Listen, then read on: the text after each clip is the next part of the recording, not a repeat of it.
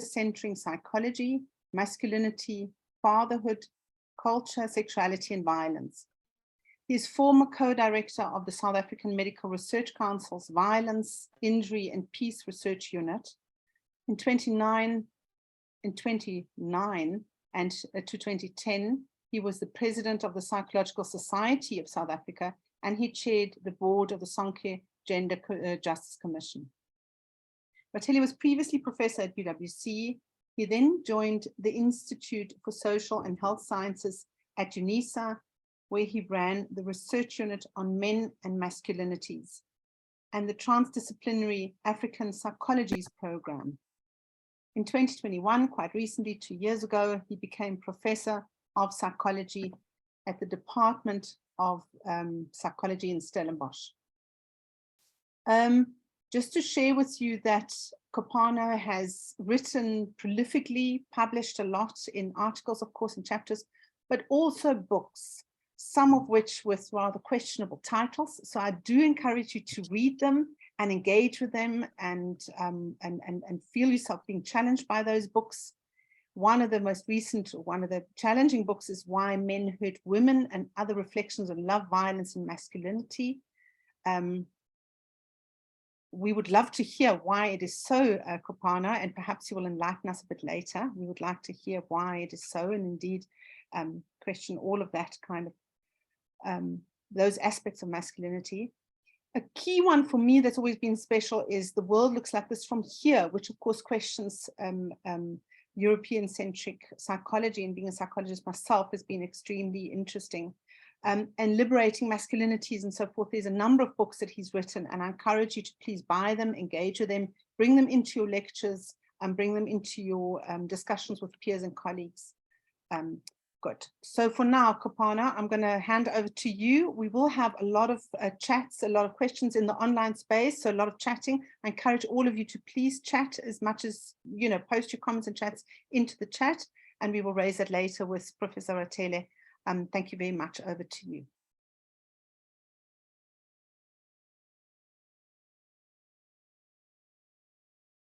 Thank you, Birgit.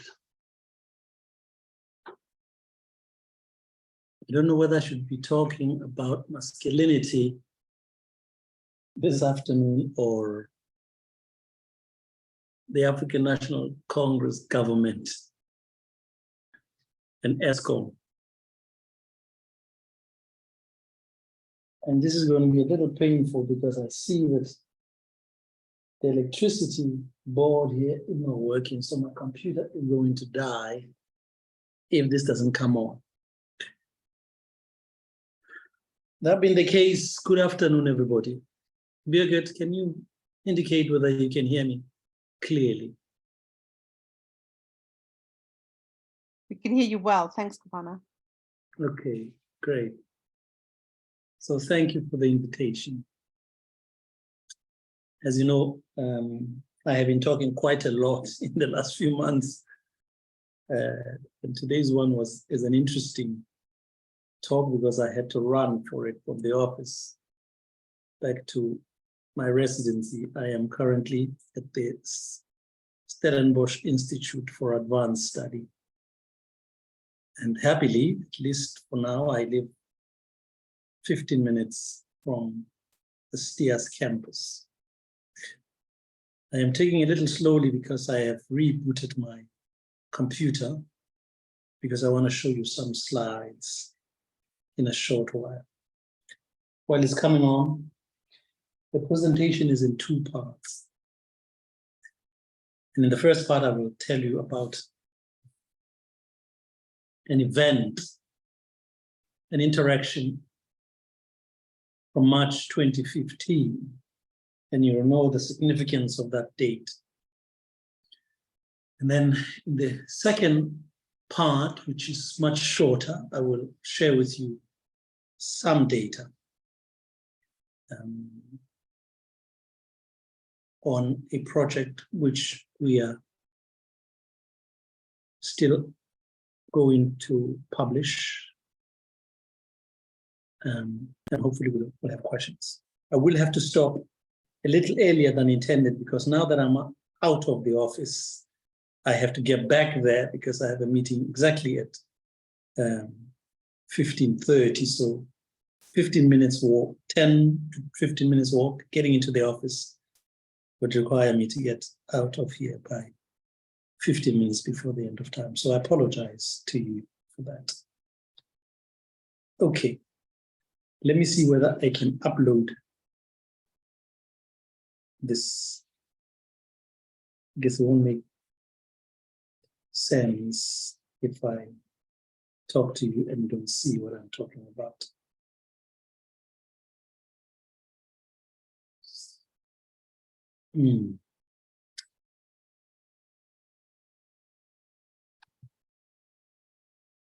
Okay, so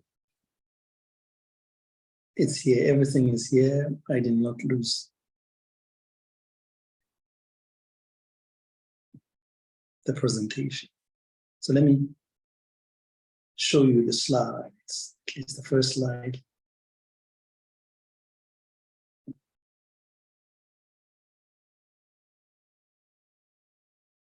If you'll indulge me for a few minutes.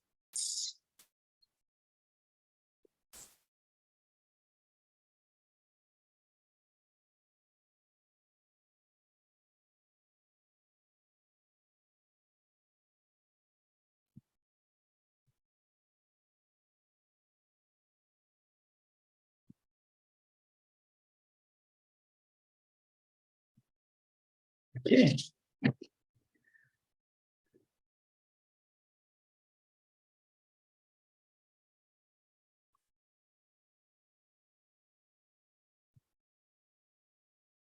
Kopano, you're unable to share, so you want to just share? We can't see it yet. Yeah, I am in the process of sharing, so bear with me a little bit. It's connecting, it's coming online. Okay. There it is. Let's see whether I'm. They're telling me that the participants, the meeting is at capacity, so I can't get in. Could you see whether I am able to be it? I don't know how you're going to do that. Patrick, can you Kopano to share it? And I'm asking Patrick to help you. Yeah, if you, Kopano, you are co-host, so you should be able to share quite easily. Just go to the bottom and share screen. Yeah, that's not the problem. The problem is that this meeting is at capacity. This meeting has reached the maximum number of allowed participants. So I can't join with the PC when I want to show the slides. So this is what I'm going to do. I'm going to send it to you. Okay. And then you can do it. Me and okay, good. Okay. Okay. What an afternoon, huh? Yeah, quite interesting. Okay, I'm going to send it to you, and hopefully you'll help me then to share.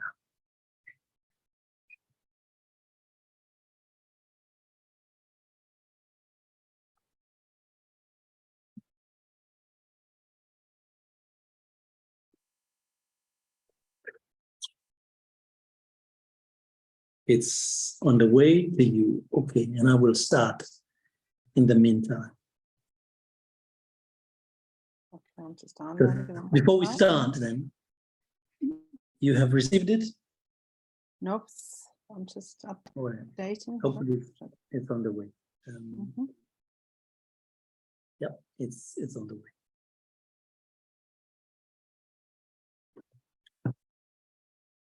So even before we start, I was wondering if you would put it in the chat. You are not compelled to do this, but I was wondering, what did you, the participants today, what did you learn about masculinity at university? And I'm specifying university rather than anywhere else. And I'd like to hear. Joe Owen says, Dololo. I'm looking forward to hearing what other people are saying. Let me go to the chat. Sepiso Maliswane said nothing. And please put it. Put your comment, and I hope we can share them at the end. Not sure. I mean, healthcare science is also learning nothing. And an interesting one is from Duke. Says Duke Rasibopio says that men are toxic and are the problem. And I'm interested to hear from Duke later on about where in particular did you learn that? I mean, was it a formal setting or was it among peers, or so was it in class, or Paul Schreiber versus Red Pierre Bordeaux, masculine domination. Okay, these are interesting. And if the slides are up, I'd be happy to see whether we. Patrick's about to share it. One more minute. Okay. Kopano, now you're sideways. Okay. Yeah, no, because I wanted to get. I was aware that I'm sideways. I was looking sideways. So I want to share with you two tables in a short while. Patrick will show you two tables, and I'll come back to this datum later on. Stella Musungu says men dominate; they're in charge. So the two tables you will see shortly, and I might come back to it if they don't show. So can you move to slide 3? Slide 3. I hope you can see that. Can you just make it a slideshow view so that it's more visible? Okay, so this is one of the questions among several in a survey we conducted about 2-3 years back, which we are still working through. Hopefully it'll be coming out in the next few months. So one of the questions related to masculinity, we asked university students a statement we gave them is, I've had at least one formal lesson or talk about sexual consent. In yellow, you will see that 80% of male students said they had received some formal lesson, and almost 80% of females, women, same. And we had a smaller group, subsample of non-binary, trans, queer, identifying individuals, 69%. So this is promising, a high percentage of students as they have received formal lesson about a subject, a topic related to masculinity and femininity, in this case, sexual consent. And we asked where. So this was not at university, I beg your pardon if I had said that. This was, we wanted to see where they've had that, and then we asked about the university. Most of them received at school. So schools are doing much better than universities on sexual consent. So this is a kind of preface to what I want to say, even before we get that. So let me go back to 2015, March 2015. On a Sunday, it was a Sunday in 2015, at Azania House at the University of Cape Town. Can you move to the next slide, please?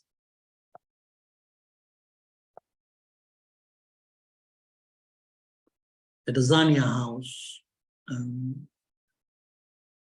a young woman gets up and tells the house of how some nights before that, in the middle of the night, outside that building, a male student had shouted out at her, and I'm using her words here.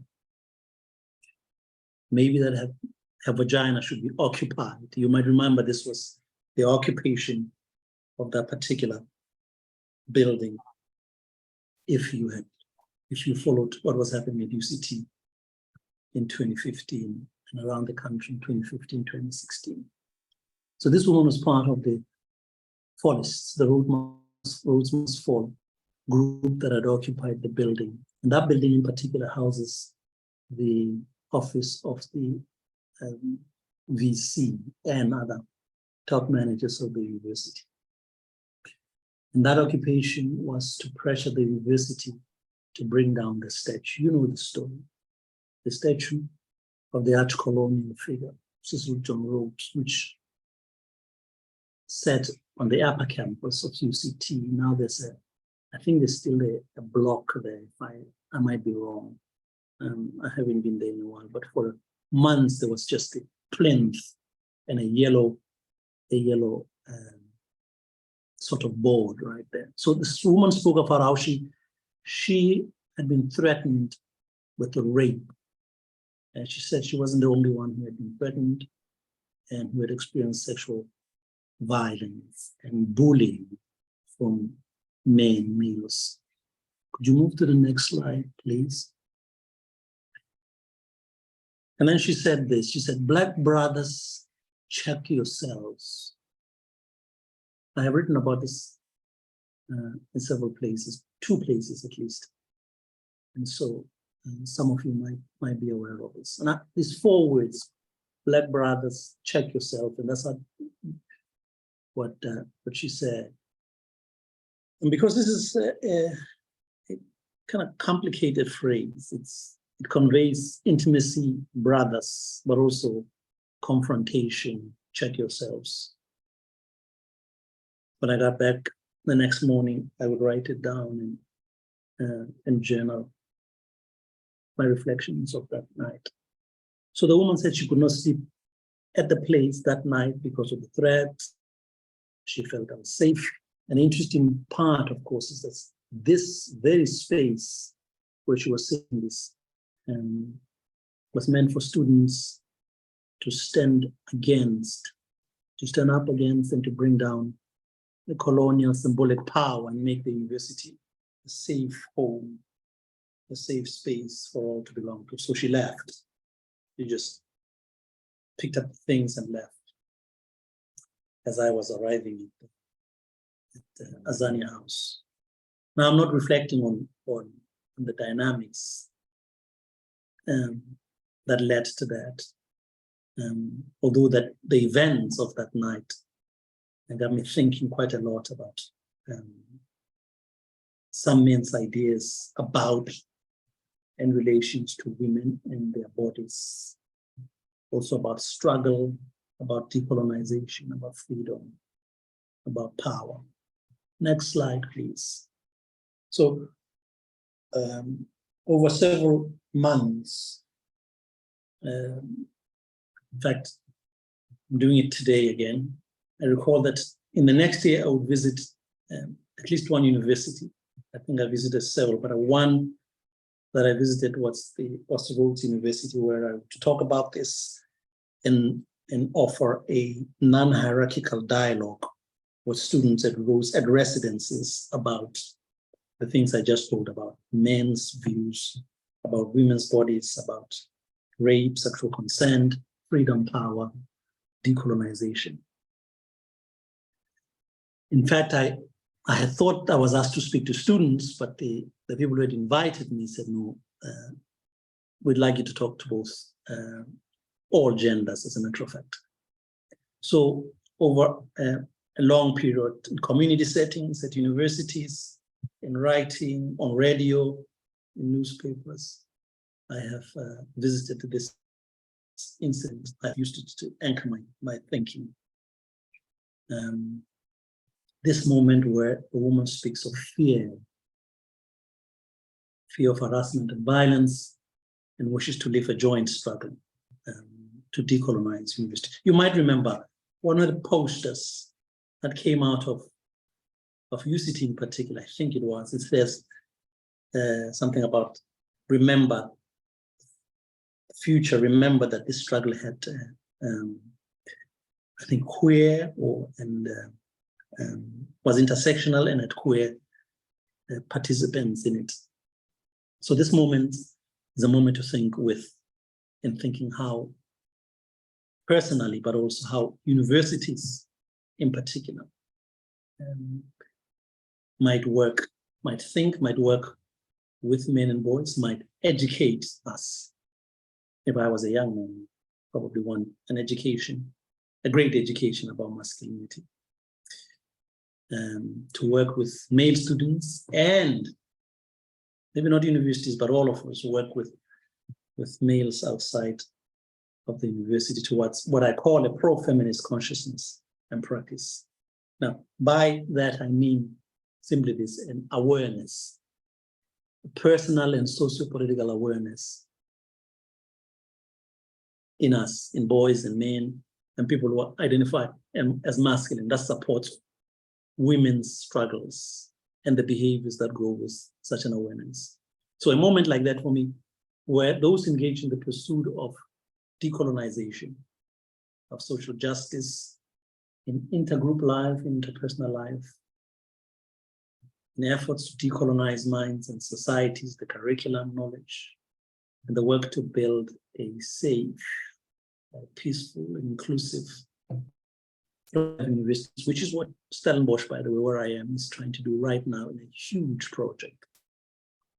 In such a moment, when we witness threats of violence, in the very space where there is supposed to be camaraderie, appears to be very useful to think about masculinities at universities in trying to understand not just psychologies, not just what happens in people's minds, but the social relations and the institutions, universities as a whole. I should have said, as you know, that reflecting what's happening at Fort Hare, for instance, which is clearly a particularly violent masculinities that not just threatens those who work there. You are witnessing a masculinity that needs intervention. What's happening at UNISA, which is a different kind of toxicity, if you will, different kinds of violence, where a council seems to be, at least according to newspaper reports, is working towards undermining the structures of the university. And at Stellenbosch, where I am, where students will walk into another student, a white student will walk into another student's room and pee on their belongings. So masculinities and a problematic, let's not use toxicity for now, a problematic masculinity is at play at many universities. And one can go on, and the stories are well known to many of you. So this moment is also a moment which I have employed in considering precisely what is needed to draw male-bodied people like me into joining intersectional, feminist, queer women and men in their fight against an exploitative, patriarchal, heteronormative, and racist world. Next slide, please. Now, I need to say this even before we get to the end. Feminists can be colonizers. I'm very aware of this. And I recommend here, it would go right back, but a recent book called White Feminism is an important contribution to a long struggle about this concept called white feminism. By the way, you don't have to be white to believe in white feminism, but most people who support white feminism are people who identify as white. So white feminists can be supremacist, they can be colonial, they can be racist. I'm not interested in that kind of feminism. However, what I take from feminism and what I do in working with men and boys is something quite basic. I'm interested in a decolonial, intersectional feminism. I'm interested in, can you go back, please? I'm interested in work that encourages men to move towards towards more egalitarian consciousness, men who believe in socially just relationships, inequality. And it's, as you will see, many of us, I think, say this, that we believe in equality. So there's a rhetoric of feminism. But in several studies, big surveys, we found that the rhetoric is supported, but when you get to the domain, inside the domain of equality, that it gets a little complicated. Now, as it turns out, next slide, please. As it turns out, it is not easy. As I say, it's not easy at all to make men believe in inequality, to have men become subjects of equality. And we never learn about this. It's there in the Constitution, but we grow up in families that don't believe in that. We grow up in societies that don't quite believe in that. Even societies, I come from a language group called Basotho, they have a phrase called Mulekani, and equal. So the person you're married to is called Mulekani, even though they have those words like that patriarchy is alive and well all over the country and all over the world. So I have tried to do this work, and I'm still trying, not giving up yet. And this difficulty to make men to appreciate the personal. So there's a personal benefit to equality, and it's shown in many studies. I can refer to Michael Kimmel in New York has done this work. Raven Cohen has done this. We have done this work here. Jeff Hearn in Europe has done this. Other people who are not writing, but doing activist work, Mbuyiselo Botha, for instance, done this work. Sonke Gender Justice has done this work. So a lot of people do this work, but it is a difficult work to make men to appreciate the personal, subjective, and social benefit of gender equality for themselves and for society. What I mean by this is, even if I teach my son or my daughter to believe in equality, but you don't teach your son or daughter to believe in equality, my son is in danger from your son. My daughter is in danger from your daughter, but also my son would have trouble in a relationship with a patriarchal woman, for instance, or man. So this is true even for some of us, for men who have experienced inequality and oppression in their own lives as part of a culture or class, sexual group, nation or race. So even if you are queer, so you have suffered inequality and oppression, it doesn't mean you will support gender justice. You might support equality or being treated fairly in your own life, but you could still be homophobic, as we were quite complicated. If you were oppressed racially, you might still believe in white supremacy, but also in sexism. I should have known all of this. I mean, I've known all this because I'm still talking about this part here. So an experience of, for instance, racism is not a sufficient condition to change a person into a fight against all forms of oppression. And too often, not even against white racism itself. So even if you are being subjected to racism, you might be harbor white supremacist feelings that white people are better than others. And I, in personal life, but also in my teaching, I've encountered this from students. So having suffered from exploitation as, for instance, a blue-collar worker, or working for a bad male boss or a bad university boss, usually does not in itself turn one into an anti-capitalist, non-sexist, let alone all forms of exploitation. The experience of social or economic injustice is not on its own a guarantee that one will be radical enough to stand up against that particular injustice or against any other forms of injustice. So what am I saying? I'm saying something else, what I started with, something else, an education, a deliberate education about the effects of the interaction of, for example, in the example I just gave, racism and sexism and hyper-exploitation is required. So even if you have experienced that, it doesn't mean you understand fully how it works, or you stand against the very thing that oppressed you. You need an education, a conscious education. Next slide, please. So when I started, I asked, what did you learn about masculinity? I should say, but maybe this is the second round of questions I would like to see, and I'm not going to turn my head to look at that. where did you receive most of your education about masculinity and femininity and the relationship between boys and girls and men and women? The most of it. Is it in the family, peer group, at university, at work, in a relationship? I like that, Michelle. As a matter of fact, I don't talk enough about that relationships, loving, egalitarian relationships, you might not enter them as an equal, but help you, support you to move towards, it's an ongoing struggle until the end about how to relate to each other. It's great that Reza Daniel says you received them at home. You were one of the better placed ones. Family and community, it's great that community teaches you that. And maybe you mean the community at university. That's great. Literature, oh, that's a fantastic one.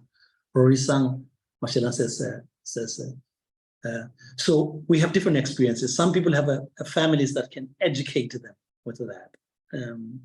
But I'm aware that it's not. We are aware that some families are against equality, and it's quite rife. Some workplaces, somebody just mentioned workplaces. Some workplaces are homophobic, they're patriarchal, they're sexist, they're injurious against all of us. And this could be at different levels. It could be at university as a whole. If you work at university, it could be in a department, it could be in a faculty. So those questions then, where did you receive most of the education? And what was that education that you received? So how did it come about? And Dr. Michelle Reiters said, first of all, that in a relationship, it could be about the relationship itself, how to treat each other. But also about generally about more meso and micro level issues.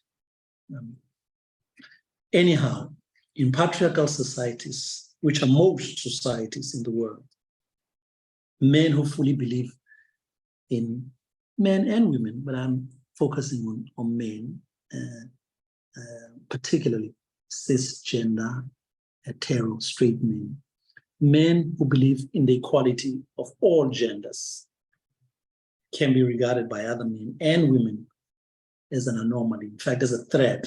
Men who support feminist-inspired equality. I say feminist-inspired equality because, at least some of us, majority of us, were, somebody mentioned literature, were educated, sometimes by reading, sometimes in person, as we say, by Black feminists in particular, in my case, who literally sit you down and says, no, you don't understand this part. Same thing with queer education. People, you read it, which is great, or you seek it out, or you are educated about life from the perspective of queer. So men who support feminist-inspired equality within a patriarchal society or institutions can be threatening to other men and to women too. In such societies and institutions, men are, in fact, we are encouraged. We are permitted, we're not encouraged, quietly.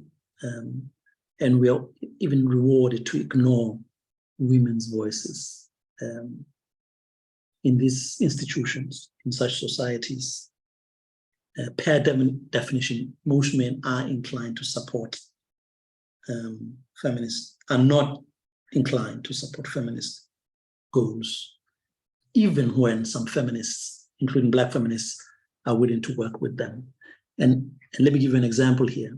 So to go back to where I started, the backstory, this is the backstory. How I came to be at the occupied and renamed Azani House. I was there because of invitation by a radical feminist African social psychologist and a queer feminist who were both at the time at the university.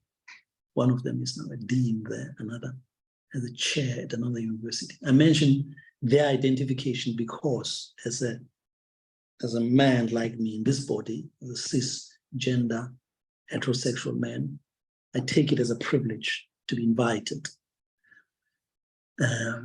by by people like that, by a radical female African woman and a queer feminist, but also as a possibility, so that they are trusting me that we share the same goals. So both these women were involved with the student movement quite closely. They were supporting them with food, with all kinds of things. And because of the reports that I started with, experienced by female students, activists in particular, they asked me then to facilitate a discussion on patriarchal masculinities among the student activists. So I can go on and tell you about my long and bruising engagement with students that night. It was quite bruising too. Suffice to say that I would leave the space in the early hours of the morning from a night that had been quite instructive and intense. Actually, I felt so tired after that. It was, however, even after spending such a long time, it was far from a success in shifting the dominant male voices. And I don't know why I expected that I could do this in one night. In fact, I didn't, because I was quite hesitant.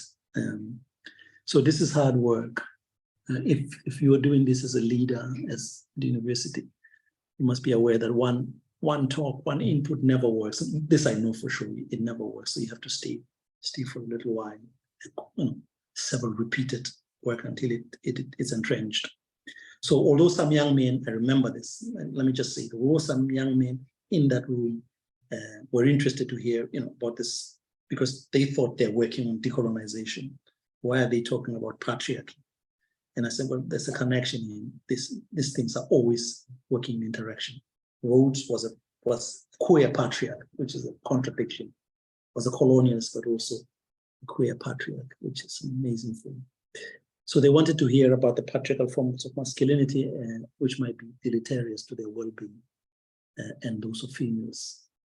But what stayed with me is that I was not very successful in getting into the heads of maidens, particularly those who were the loudest and most vociferous. So why, I would later wonder, as I've done so many times after do forms of domination persist? And let me say this quite clearly. Why do forms of domination persist within spaces precisely aimed at challenging domination? Why is there sexism in the very struggle against colonialism and patriarchy? Why is there violence among those who've been violated? You can see the connection with what Birgit was saying, why men hurt women, why men dominate men, which is, I think is a good title. Slide 10, please. So I could tell you that, I had gone there with trepidation, but I think I should just begin to wrap up quite quickly. But let me say just one or two things related to, more than two things related to what's on the screen right now. I have been inclined to believe, wrongly as it turns out, that it should be evident to most victims of sexism, of white racism. But let me focus on the racism part. That victims of white racism will understand that sexism is not a remedy for racism. That, in fact, they are kin.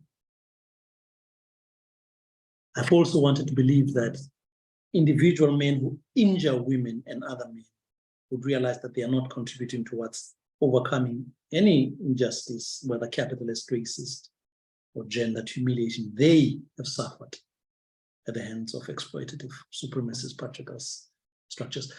You might hear what I'm connecting to. I'm connecting to something I've learned from Audre Lorde, James Baldwin, and bell hooks in particular. And I recommend them. But you want to go to that interaction that Baldwin had with Audre Lorde, or Audre Lorde had with Baldwin. The assumption that those who have been hurt are supposed to comprehend the effects of violence and thus should almost instinctively recoil from violating others is what creates disappointment. So I keep on being disappointed. I guess I'm putting, you'll be disappointed if you think people will immediately, if you just tell them that this is how things are, that they should move swiftly to transform gender practices because they won't, they can't, they might even, it takes a lot more work, intensity. So one reason is because a great achievement, a great feat of unjust structures, violent structures, including within universities, violent policies, until we change them, is precisely in predisposing us as students, as teachers even, predisposing the victims of those policies to hurt each other. Ironically, the violence then of the formerly oppressed against each other may sometimes follow the same lines as the violence of the former oppressor. The formerly colonized become neo-colonialists. This is now, as you might hear, this is the pedagogy of the oppressed. Freire says something about sub-oppressors in there that I really like. So this holds for other forms of oppression. Individuals repair themselves, not when they do this, but when they arrive at a point where they, at a psychosocial and socio-political space where they are unable to recognize that however much they suffered, the hurt they experience will not be palliated by making others suffer. As I said, I can go on. I'm going to move to the second part and do this quickly in 6 minutes, if I can manage that. Could you go to the slide 11, please? So out of all of that, no, go back. The slide says masculinities at university. Or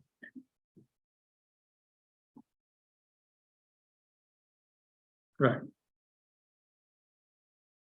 So on the back of that, those events, which I've sketched since 2015, I've been doing a series of studies on masculinities, some different methodologies. And so 3 years ago, my students and I did a project that, a third project, and this one was called Masculinities at Universities. I'll tell you why in a short while. So the project moved from the understanding of this association, wanted to understand the association that male students and female students and queer students make between violence and gender, violence and masculinities in particular, but also femininities within university contexts. And as you all know, universities are spaces of power. They're crucial institutions of power, epistemic power. And the most concentrated forms of power are always at the level of institutions, like universities, but also families, schools, unions, trade unions, corporations. Corporations are very powerful. That tells you also how much work there is in trying to shift masculinities. So you can't just shift them at universities. You have to think about other universities, other space, other institutions in particular. Universities are embedded within this local and global relational power hierarchies. I mean that universities have power sometimes over communities outside of them. So the knowledge in universities is supposed to be more legitimate than knowledge outside. But some universities are thought to be, more powerful than others. The rankings and all of that. And then, of course, this intersects with other kinds of power. So in this project I'm telling you about, we were interested in one of the key historical and contemporary structural ideas of domination subordination, that is gender. I haven't defined masculinities, but masculinities, of course, a position in gender is one definition of masculinity. Masculinities is a position within gender relations. Another way to define it is a configuration of practice. An easier way is to how men and women and children and other genders and age groups think about what men are, what this body, people with this kind of body, what they are, what they do, and what they can't do. And we begin with this understanding that gender, specifically masculinity, never operates on its own, never only at an interpersonal, subjective or interpersonal life, and it's instead always intersects with other hierarchies. Slide 12, please. So the aim was to expand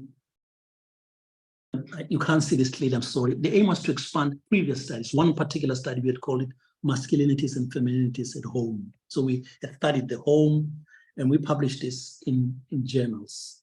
There's policy reviews, and they are all over the internet. You can find them quite easily if you type, I guess, my name and Rebecca Hellman, who was working closely with me. And we also spoke quite a lot on radio and newspapers. Next slide, please. We also did a documentary, which I think is nice. And I saw it now this morning when I was looking, that you can also find it at the University of Edinburgh website, but it's also quite easy to access. So we went, the methodology was we went to families to see how families that enact equality. I didn't see that question. I will not be able to do that for now about Andy's homophobic race, but I'll get to that. So what we learned from that study, the previous study, that family is an important space, as people have said when we started. It's an important space in which gender is enacted, or gender equality in particular, but also gender inequality is enacted, is processed, is learned. So family is quite important. However, that study revealed that the home is only one. So you have to think of the home as intersecting, imbricated, if you will, with other spaces, gender spaces in our society. So this is quite important. So here an example is I saw a message I missed from a relative of this person. When you think about Uyinene, remember Uyinene, you realize that even when you were able to make the university as safe as can be, university students can be hurt when they step outside of the university campus. So that's an important thing to take into consideration. So you have to do this work outside of, as it were, the gates of the university. You have to do this work, and it also means if you are outside as government, you can't just do it. You have to do it different sides. Therefore, this project, in 1 minute, has sought to expand our focus. My focus, hopefully other people who read this, on masculinity and femininities and other gendered and sex bodies, and gender equality and inequality, to expand it to the university as a site of gender making and gender reproduction. This turn to the university has been particularly crucial in light then of, as was written in this announcement, rates of violence on campuses at UWC, at Fort Hare, in name all over. And at UCT at some point, there was a rapist on the loose again, you might remember this. So having conducted 2 studies on masculinity in families, this study then intended to examine at the university, how the university shapes and is shaped in relation to masculinities and femininities. The main aim was to understand specifically how masculinities are understood and femininities. Keep on saying this just to stay within a minute, spoken about. So I'm going to rush over about 3 or 4 slides just to show what we find, what we found, and also how universities are shifting or not shifting. The sample was not, we were advised by, we went to a market company. The study used different methods, survey being one, survey methodology, and I'm sharing a snippet of that data. As I said, it was a national sample, it covered all universities. And here's, so 750 in total. The greatest, the highest were, of course, 18 to 21, 20 to 25, as you can see, specifically the 18 to 21 group, all years. So the sales were, we could do it at a much larger scale. So I guess I'm panting for universities to support this. Large work on masculinity, not on violence only, but also on this underpinning ideologies of gender. Next slide, please. here's some work. So we asked a question like this. It was 41 questions. We asked, does university promote democratic forms of masculinity? As you can see, 11, so 33% agree or strongly agree.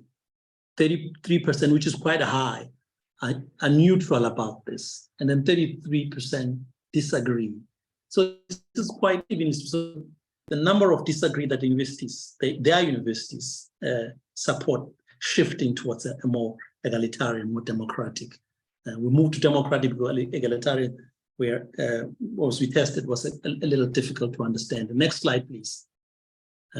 We asked to go back to we earlier on I showed it, the sexual consent, now about violence.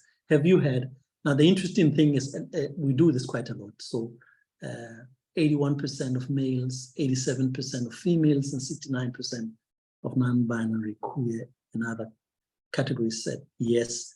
We can still do better, by the way, we can still do better. We have to get close to a complete coverage. And we ask as a society, so we're asking generally again, and you can see at the bottom there how universities are not doing very well. So schools are doing better.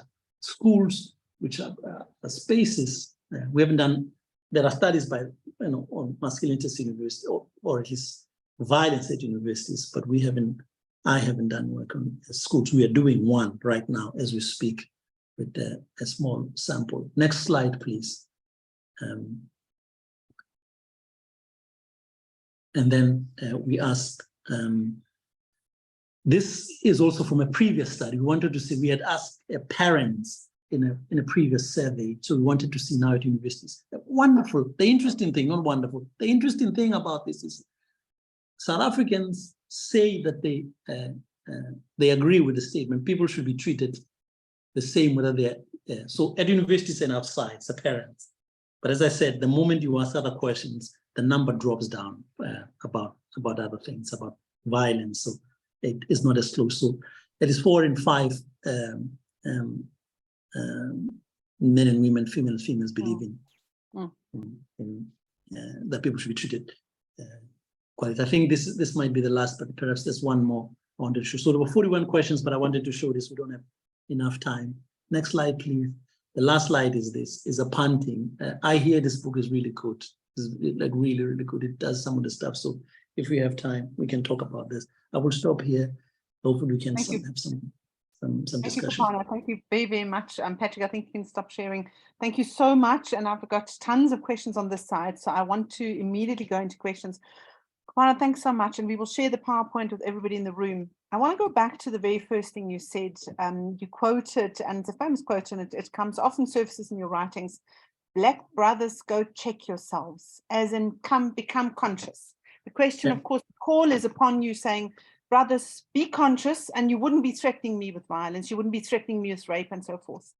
And there is an implicit message saying, if you were conscious, you wouldn't be doing this. In other words, you are violent because you are unconscious, your ego is suspended, you are perhaps not yourself, you've lost yourself and so forth. So there is an excuse in it. There is an explanatory element in that quote. Do you want to say a little bit about consciousness and being unconscious? Perhaps men are violent. Oh, I like that. Thanks, Birgit. Yes, well, in one sense, it is true that making the unconscious conscious, as the people who do this talk might go some way in so that this call by this student who was saying make the unconscious conscious might go some way in making men less violent, but of course, as I said, not necessarily. I mean, it's not necessary. And as I say, in that invitation, there's a complex of intimacy, but also a call out. The intimacy is because they're calling them brothers. So it's still saying, we can be together this when we become conscious. But I want to stress this point that I've already made. Just calling men as we do in marches, as we do in the Minister of Police does this every time. The president has done this. Men stop. they won't stop just because you're saying they're stopping. It demands and the consciousness part comes in here again. It demands a deliberate, progressive education, repeated, ongoing education about what kind of masculinity should be brought to surface. And in this book that I've quoted, I more and more I'm moving to this concept, what I'm calling a loving masculinity, which is about caring, kindness, but also egalitarian. Yeah. Kopano, can I ask you another question that is repeatedly cited as a explanation of violent masculinity and toxic masculinity is the woundedness. And there is something as though trauma and macro conditions of neglect and violence and so forth, as if trauma and woundedness is an explanatory model for masculine violence, as though feminine violence would be different, or that men are somehow impacted different by woundedness, as though women are not. Do you want to say a little bit about the explanatory model of woundedness? Another really good question. Let me say this clearly, and without, it is true that in our society we have a layered and deep, long history of wounding by structures. It's true. There's no getting around this. Coloniality is a real thing. Structures of white supremacy, but also hyper-exploitative capitalism is a real thing. Now that's undeniable. It exists. It continues to exist. But I've already indicated that.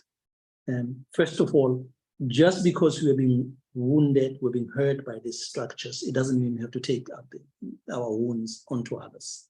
And this is what I was referring to, this discussion between Audre Lorde and James Borden. Now, secondly,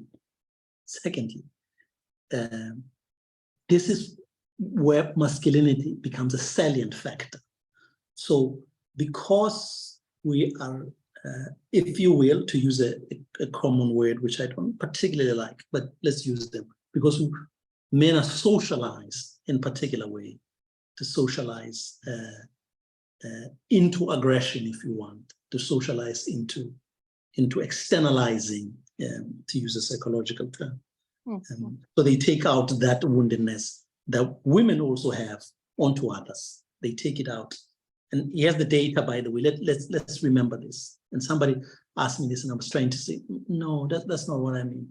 That men hurt, as it were, indiscriminately. No, that's not the word I'm looking for. They hurt as more men. So the violence that men perpetuate against other men and women is different. But men, they tend to kill. Men kill other men at a much higher rate, 6 to 7 to 1 in this country, all over the world, as a matter of fact. And they tend to be younger men.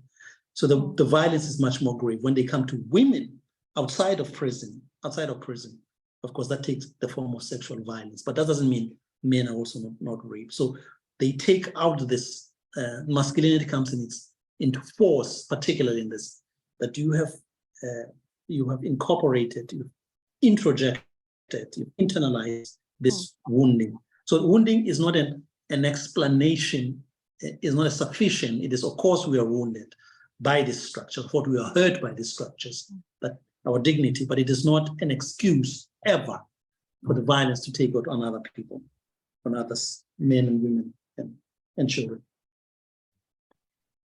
But I like you recognizing or making it explicit, perhaps, that the woundedness has, of course, impacted everyone, and it is some of us, in men, who act out on it in these particular ways. So when you said because we are wounded, it doesn't mean we have to act in these ways. Of course, women don't act in these ways. Men do act in these ways. It's a coarse generalization, but I just want to be clear on the we and the us here.